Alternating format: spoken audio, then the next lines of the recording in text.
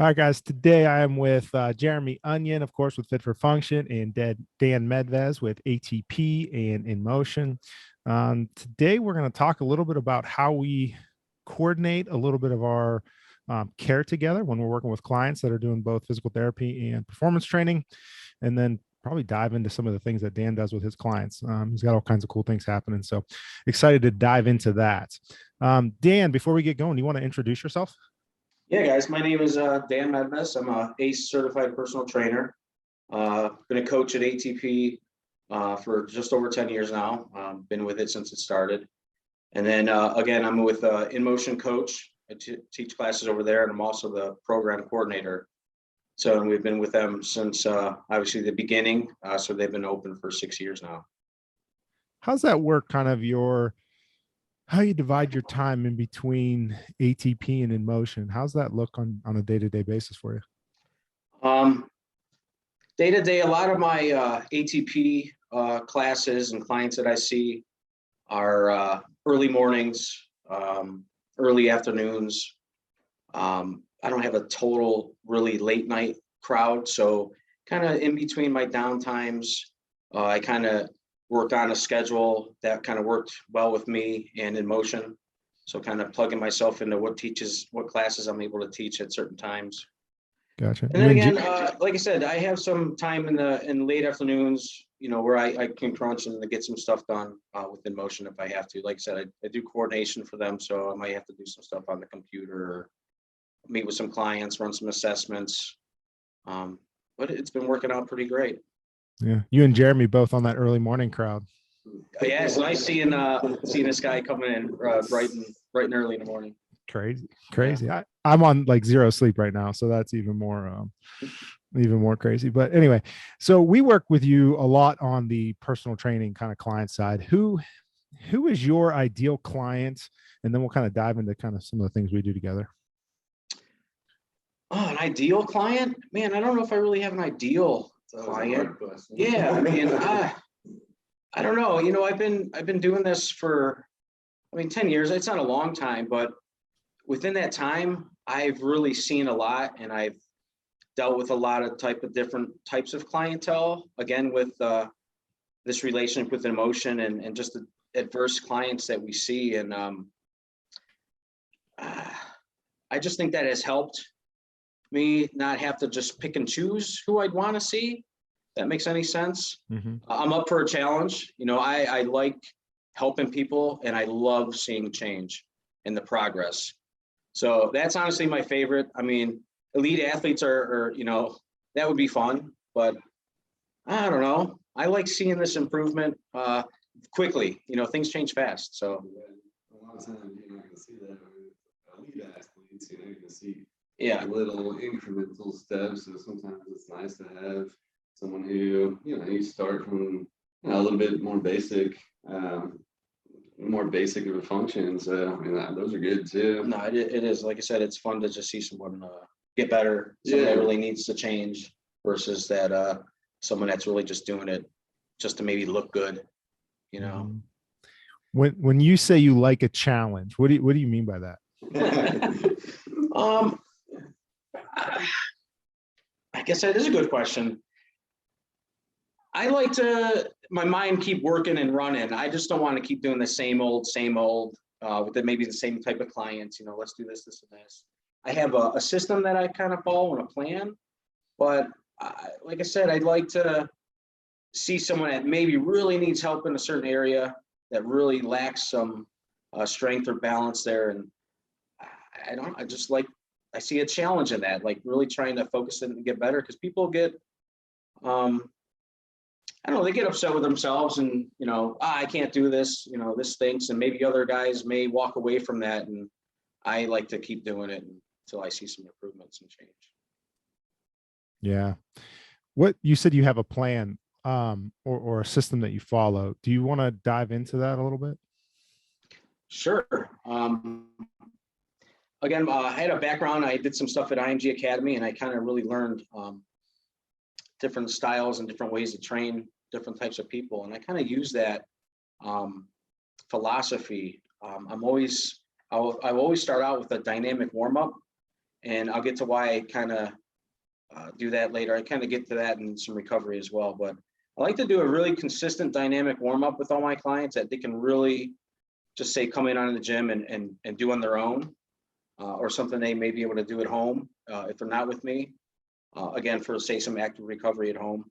But I do a really good, thorough, dynamic warm up that works on balance as well. It's just some movement, get the heart rate up a little bit, and then what I like to do is I like to go right to some balance.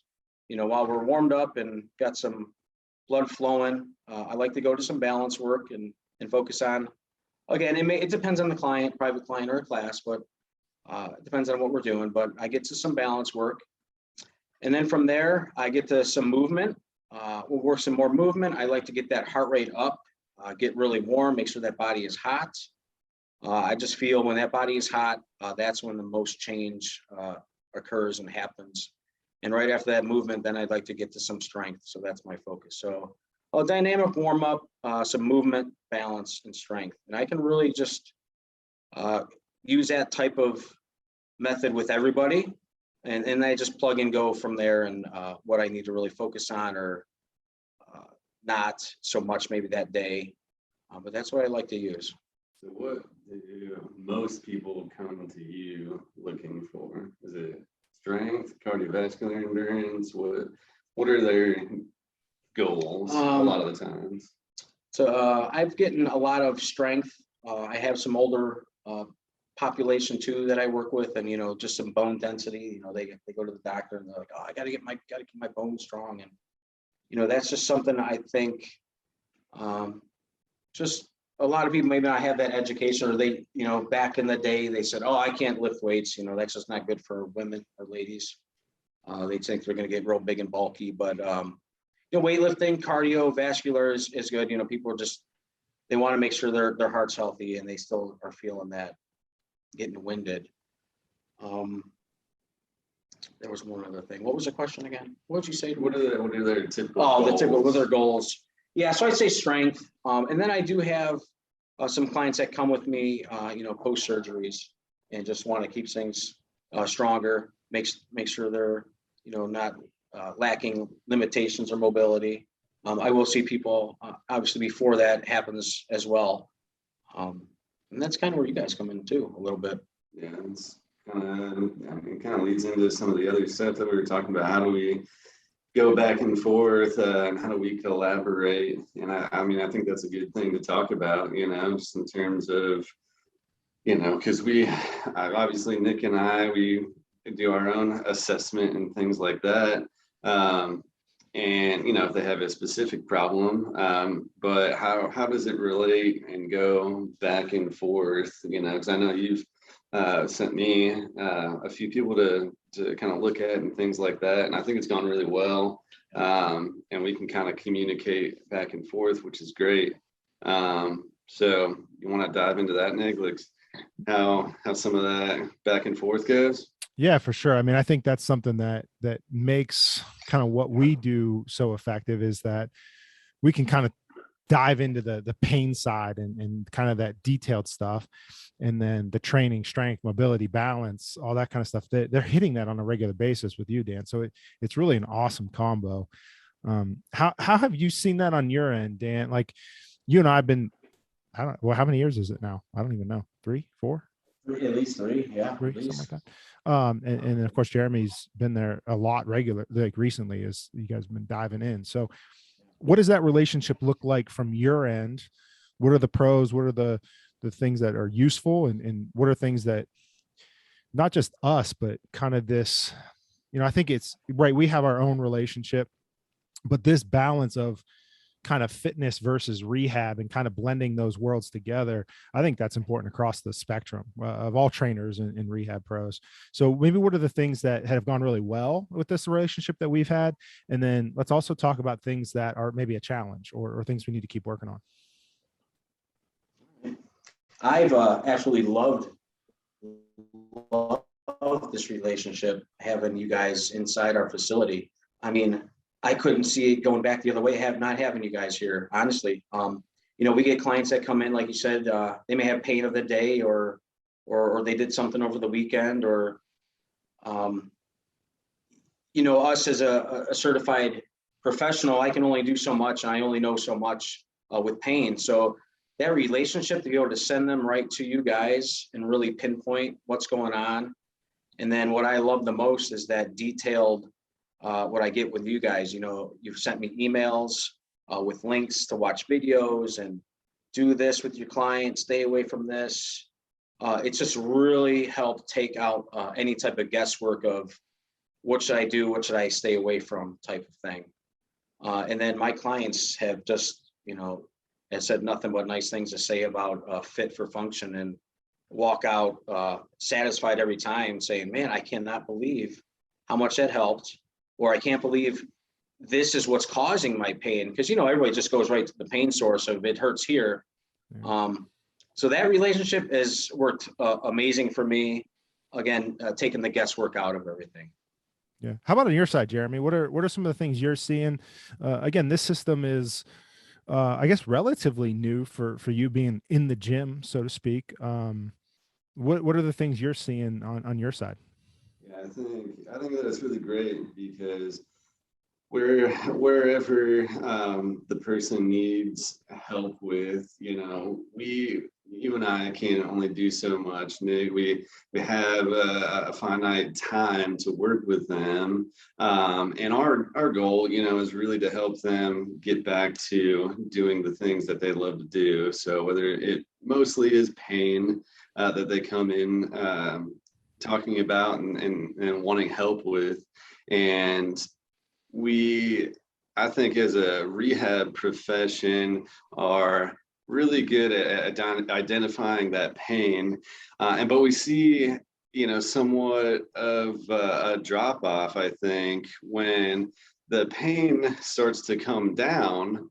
But you and I know that there are still things to work on, and I think that that's probably the greatest thing about this relationship, is because if they're working with Dan, they can continue to do that stuff, and with just maybe a little input or a little tweak here or there, it can really not only accelerate their their rehab potential, but also their fitness goals. So if we have two minds working together here, and two kind of the collaboration, then that drop off kind of seems to go away in my mind, because they are then just continuing and working with Dan on some of the higher level things that maybe they wouldn't have otherwise. And I think that's really good in a rehab perspective as well, because maybe that the reoccurrence rate isn't so high. I think that's been a really good benefit to it, and just like the personal relationships that we have. So stop in and Dan in the morning, hey, maybe hit XYZ. I just saw this patient, and they're doing really well, but we want to start to progress some of this, and that he may have really great ideas to do that. And I trust him to do that, to just, get to the next level. Yeah, that's been my favorite part over the years. Like, let's just say you identify that they need glute strengthening or whatever. So they leave our office and you give them a couple of exercises, but let's be realistic, right? You do those exercises for a couple of days and then you're bored, right? Because you're like, I'm doing the same thing. I'm doing 3 sets of 10 or whatever. But when you go, hey, Dan, this client needs hip extension strength and work on a little flexibility here. Now he can get creative with the programming. They're doing different things all the time. The client sees that progression. And then like they just do what they do best, and building in that training. And it's just, I think the consistency of training, and then like you're saying, Jeremy, that next level of, not only are they now working on their pain, but they're starting to see those functional improvements where strength's getting better and endurance is getting better and that kind of stuff. So that's been awesome on our side as far as our relationship's been over the years. But yeah, and I think that, if someone comes in and they do have pain, they may have more of an inhibition of strength rather than an actual weakness of strength. So it's really good because the exercises that you and I give them, Nick, may be more to facilitate that muscle action. Mm-hmm. And they see some great improvements, but like you said, it's going to become too easy in a matter of a week or two. And to have that constant update and that constant progression is really the most beneficial thing. So the things that I give them may be irrelevant in a week or two, and when they see Dan later in the week, they're like, hey, maybe that's too easy, and you can progress it a little bit more rapidly. Yeah. And to that point, like a lot of times the stuff we're giving them is about pain, right? I'm going to give them a release technique to get out of pain or whatever. And then Dan's working on all those things that may have caused that pain in the first place. So it completely changes it. So yeah. What are your thoughts on that, Dan? Like I said before, the relationships, it's amazing. Again, it takes out all this guesswork, us as trainers here at the ATP, and just, again, having that quick access to be able to even just pick your brains a little bit on, hey, I got a client this is happening. They need to see you. It's just been wonderful. Like I said, I couldn't see it any other way. Not having you guys on site or some type of physical therapist like on site to actually let us know what's going on versus sending them somewhere else, trying to make an appointment, and just being right away too. You guys are right away able to see somebody. If it's not the day, it's within the week or the next day, very quick.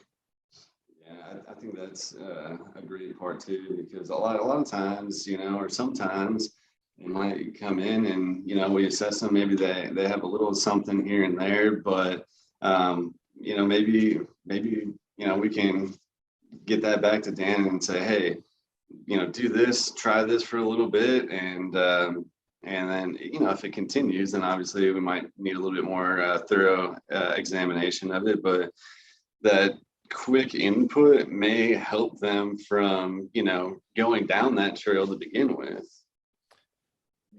For sure. Right. The avoiding the pain medications and all the crazy cycle that comes afterwards, if you can't troubleshoot that stuff up front, it's a whole different beast then. That's a whole different beast.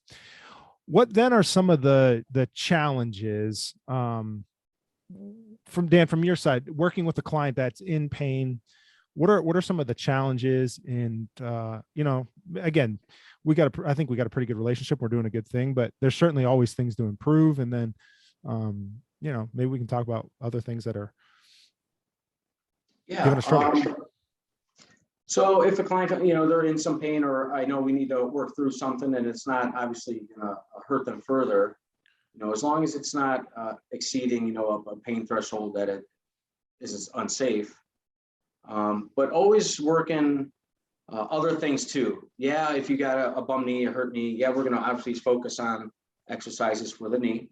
But we'll also do other things too to make sure that you're feeling good and strong everywhere else, not just we're just going to focus on my knee today. I'm not really going to feel like I got a good workout in.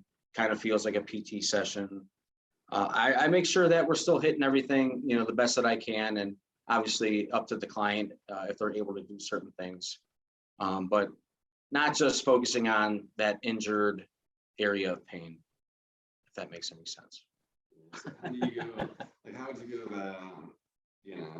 How do you go about working around that? So I got a client that I can use as an example that just had a knee replacement done. I've seen her up to her surgery. So up to her surgery, we did strengthening on areas that we needed to focus on.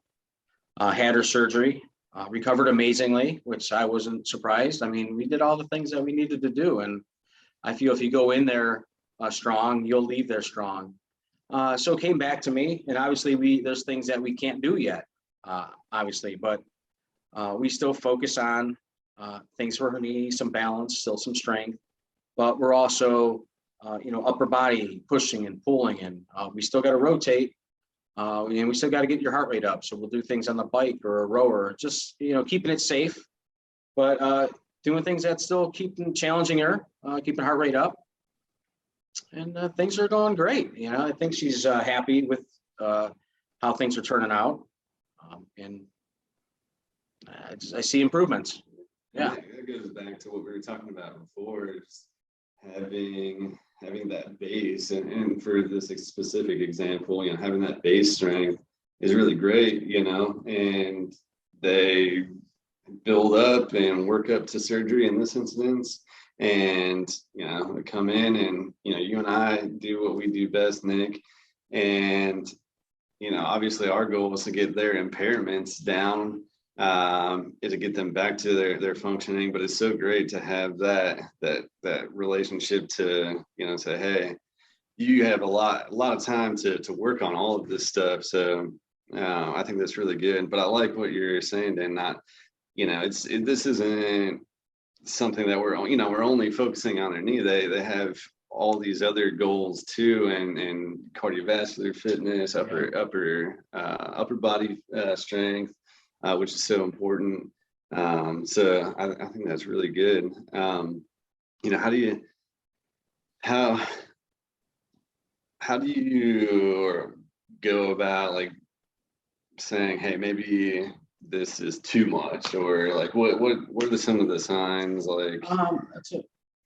So if they're not able to do, again, an exercise, full range of motion, or they're lacking stability in other areas, I mean, I'm not afraid to, let them know, hey, I see this is happening, let's drop the weight, or, I see this is happening, let's work more on this. I guess that's type of the part of that challenge that I'm into, just being able to spot and see things, and not being afraid to change it on the spot, not letting somebody just go through something just to go through it, just to maybe not to hurt their feelings. But I'm upfront, and I'll let you know, hey, let's stop doing this. Let's try it this way. Let's do this. Let's do that. Let's take some weight away, or the challenge, progress or regress. What do you got to do in that situation? Modify. That's probably the challenge part that you might say. Maybe sometimes it's hard to modify specific. Sometimes it's very difficult, and those are the ones that it's like, give me a second here. Just let me think. And let me think about it. But that's the other thing too, just being able to let me think, hang on a second. No, let's not abandon this. Let's think of what we're really trying to accomplish, and is there another way we can do it? Right. I think that's probably the best example, because you're there, you can see them, you have your trained eyes there, so and vast knowledge of exercise too, so it's it's something that you can switch pretty quickly to prevent some of the further things down the road too. But yeah, again, going back to that relationship aspect of it, I think that's probably one of the greatest things. Yeah. You kind of hinted at something, Dan, saying, we're going to continue to work on other things. And I think that's so overlooked when, like, somebody has, let's use your example of a total knee.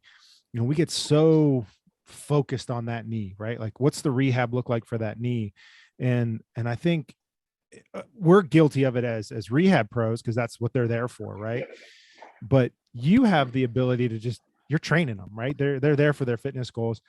And from a healing standpoint, the immune effects of how the body works, and the nervous system effects, and stress, and how all of that plays into healing of that knee, the benefits that they're getting from that whole body workout from you is I think it's underappreciated. And I actually just sent Jeremy and Kara and Austin an article looking at delayed onset soreness, and how it's more about the neuroimmune system than it is muscle damage, and looking at stress and inflammation, and anxiety and depression and inflammation, and how exercise counters that. And I think in the next, let's say 10 years, that we're going to appreciate how the system responds to that whole body exercise even more than we do today. And I think you're going to see more rehab plans look more like what we're doing anyway than you do. We're going to focus more on how that whole body's doing, and not necessarily, how's your knee? And I think you have the ability to just dive in on that, right? And again, I just think it's an underappreciated aspect of what happens with a training session. Yeah, I think so too. Just from what you were saying, we have to look at everyone as a whole, and, Nick and I, like you were saying, if they come in with a specific knee pain, sometimes we get a little myopic about it. But yeah, you're right. We have to think about how that whole body responds, and exercise is the best medicine, so Dan is in a very unique position to see all of that and incorporate all of that too. I think that's great. You're able to do that and program around it too. Dan, you do a little bit of group, and then you also do like one-on-ones, right? You do personal training and a lot more group with the InMotion side, I think. And I think you guys do some small group with ATP as well, right? Yeah, I do some small group classes in the mornings at ATP, and then usually private training after that, and then some group sessions for InMotion again during the day. Yes. Yeah. How does that adjustment that making those changes on the fly, how does that happen for you, group versus individual? And maybe what are some of the pros and cons between those? So group, I still kind of try to take an individual approach to it. I mean, obviously I have a plan. I want everybody to do this. If someone's having trouble doing it, again, it's just a modification on the spots. They may just not do it like everybody else is doing it. And I haven't had anybody, obviously everyone wants to do it the way I wanted it to, but I don't get any pushback on when I try and modify and regress an exercise to fit that individual or to make it challenge in the individual. There's times where they may be able to do a little bit something more. But if I were to see something that maybe I need to change an exercise, like if everybody's having troubles with it for that day or whatever, I may just have to scratch that whole exercise and do it a different way for the whole group. Yeah. So I guess it depends. Yeah. Yeah. Back in when I was in college, I did some group exercise stuff, and I probably it wasn't on my mind as much then, but now I think that would be such a hard thing to figure out how to not only program for a group, but then make those adjustments. So I'm always kind of in awe of how coaches pull it off, because it's a different beast. It's a different. Yeah, it is. And it's just, work in the room, just making sure you know your clients, your eyes are on them, and you're just watching them the best that you can. And if you see something, again, just not being afraid to let that person know, this is what I'm seeing, and try it this way. Just speaking up to them, and they appreciate it. Mm-hmm. They do. Yeah. So how does programming change group, like with your ATP group? How do you go about doing that? Like, what's your philosophy here? What do you try to hit? So like I said, I'm always doing, we do the same different style warm up, the dynamic warm up. Balance, usually stays the same versus a group or private. But what it comes down to, the exercises, it depends on. In my group classes, I'm really trying to focus on a full body, whole body type of approach, versus if I'm seeing an individual client, it's what's our focus, what are their needs.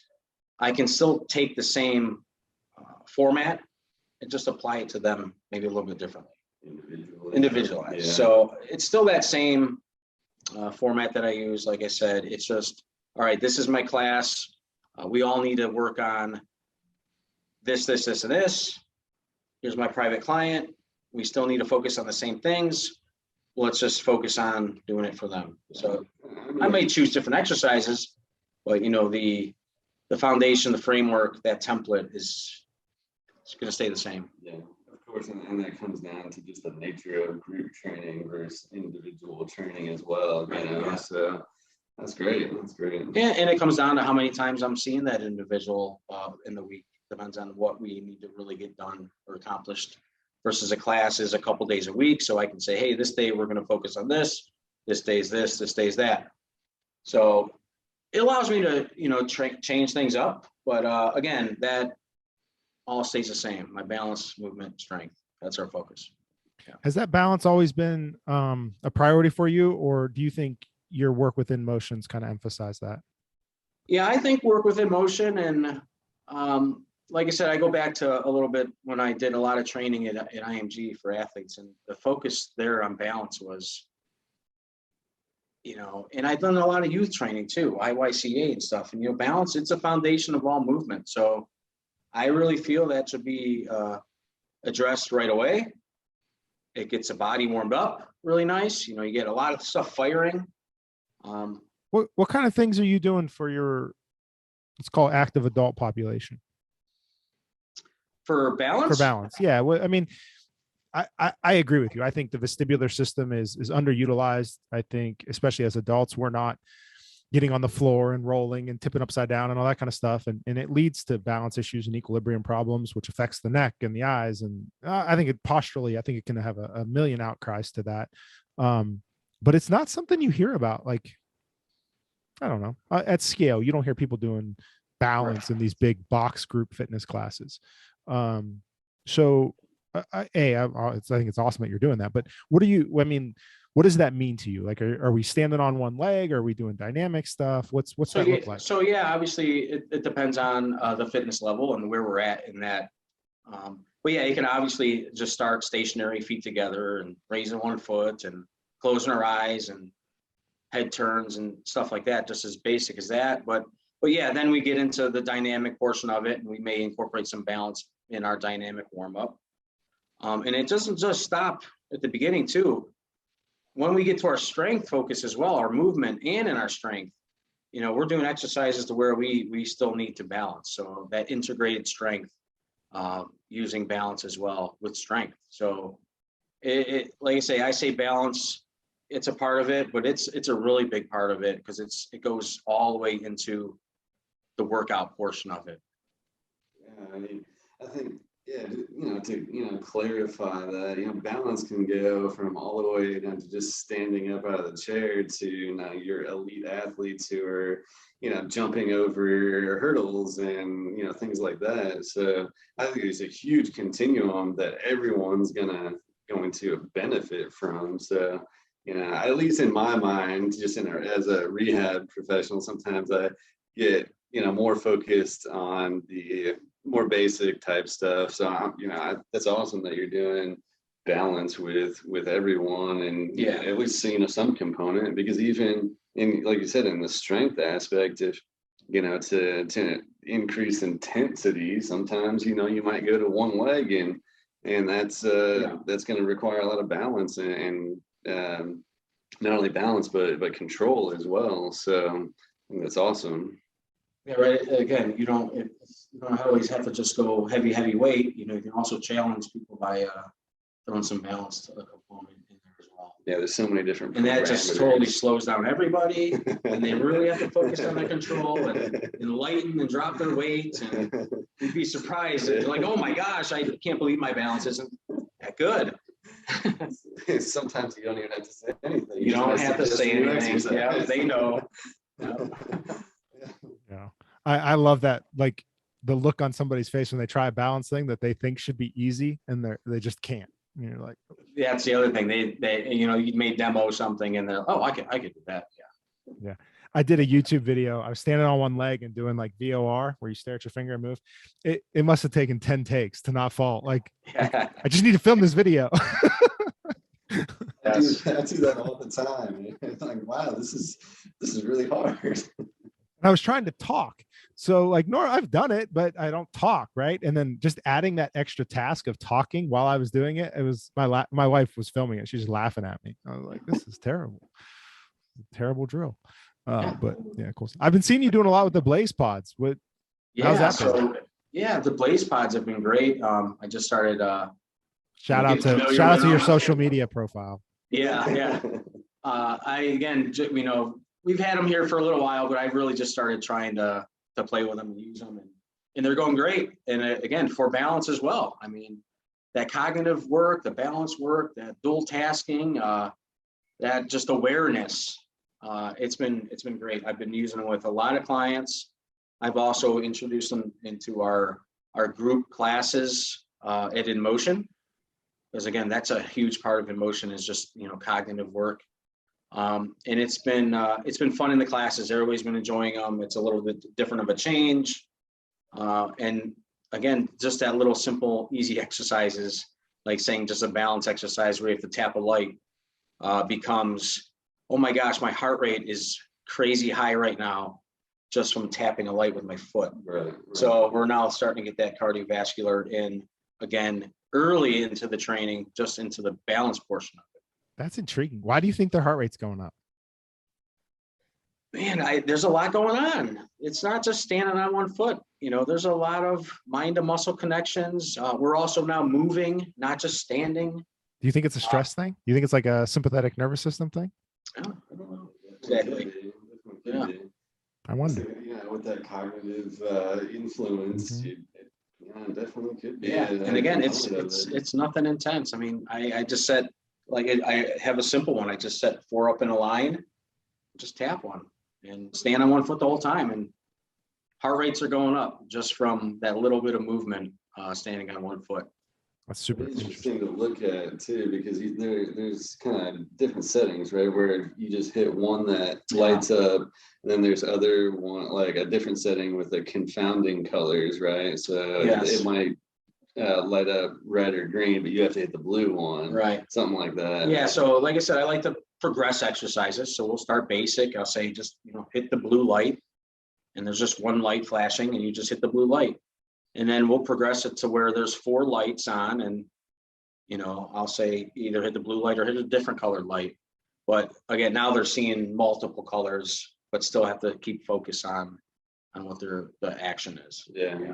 Be interesting to see heart rate variability with those 2 different settings. Is that cognitive function there? And the fun thing about those things, it creates competition. I mean, I have a guys group that likes for me to exercise with them here and there, or at least do some challenges with them.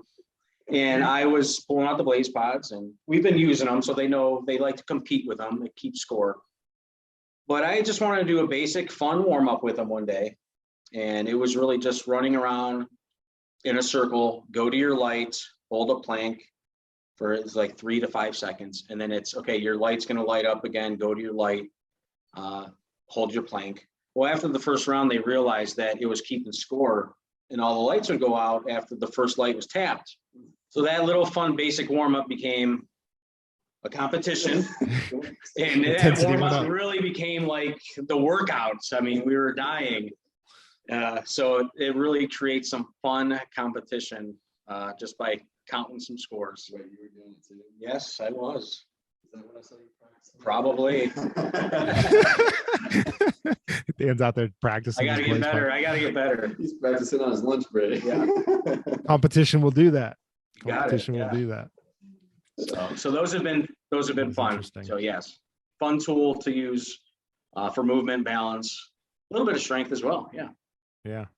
I haven't used them yet. I mean, I've seen them on social media and that kind of stuff, but I haven't played with them yet. Have you used them, Jeremy? No, I haven't gotten out there and gotten into competition myself. You want a class? Let me know, guys. I'll help you out. I usually just tell them it's too early, so that's why I never get there. Yeah. It's too early to be waking up. Well, hey man, this was fun. Anything else you guys want to cover as we're kind of coming up on that 40-minute mark? Anything else that you want to kind of wrap up with, or kind of a key topic that you want to talk about before we finish up? Man, a key topic. I just really like to, again, elaborate a little bit on the relationship of having like a PT in house and a fitness center. If there's ever a way for anybody else to have that opportunity, if it ever came about, jump on it, embrace it, try it out, see how it works for you guys. But over here at ATP, hands down, love having fit around. Yeah, it's mutual, because the collaboration, I think, is just expedites the rehab process. So, whether it be you came to us first and you want to keep going, or you were seeing Dan first and you had an injury and you want to get back to that, I think just the turnaround is a lot faster when you can just come in and get assessed and, start treatment right away and get back to that, as opposed to, waiting 2 weeks to get in to see your physician, and then you have to go to a different location. So the time's an important factor. Yeah, and I think that's probably, Nick, you mentioned challenges. I think that's probably the biggest challenge for all of us, is being able to see those clients maybe before they go and see a doctor and they're prescribed those meds or that cortisone shots. How can we see? Yeah, they may have to see a doctor for sure. Absolutely. They may have to have x-rays or MRIs or what have you, but being able to maybe see them before they get to that stage, so they accidentally don't go down, I don't know, maybe a road they don't have to go down. Yeah. I think, and maybe I'm just kind of putting my own thoughts in here, but sometimes I think when we're able to see somebody early, it eliminates some of that fear, right? Like, yeah, you tweak your back a little bit and all of a sudden you're like, well, I know somebody that had to have back surgery and had to do this and had to do that. And it's really easy to go down that rabbit hole where, if you see somebody quick and you're like, look, this isn't gonna be that big a deal. You get them moving in the right direction. That pain's starting to calm down. All of a sudden, all that fear, all that, the stress that comes along with that starts to get better. And that's good. And I also, before we wrap up, want to emphasize kind of what Jeremy was saying, that mutual side of this relationship and how good that's been. Seeing clients that maybe came to us for a problem, and then now seeing them working on fitness goals, and just seeing the improvements that they're making on so many other aspects of life and health and movement past whatever they came into our door for. That's been awesome on that side too. So I agree. I think there needs to be more, and I hope that we see this in the future, and I think we are, but across the spectrum of rehab and fitness, that those blended worlds and teams working together versus there's no way we can't offer the training services that you're doing, because that's not our niche. That's not what our focus is. And likewise, right. There's no reason for you to focus on a specific pain problem when that's what we spend all our time doing. So being able to work together is just, it's been so great. Yeah. And I think putting that all together, it brings the best outcomes, honestly. So, if you're not running around town and doing all that stuff. So I think that if that's what people come for, that's what they want. They want to have their either fitness goals and that sort of thing. So I think it just really is the most essential package to have. Get it all together. Yeah. Well, cool, guys. We'll have to do it again soon. We'll pick another topic and dive down into it. But that was good. All right. Thanks, Nick. Have a good one. Jeremy. All right. Hopefully I'll see you guys in person here pretty soon. We'll get back off dad duty. We'll see you. Bye.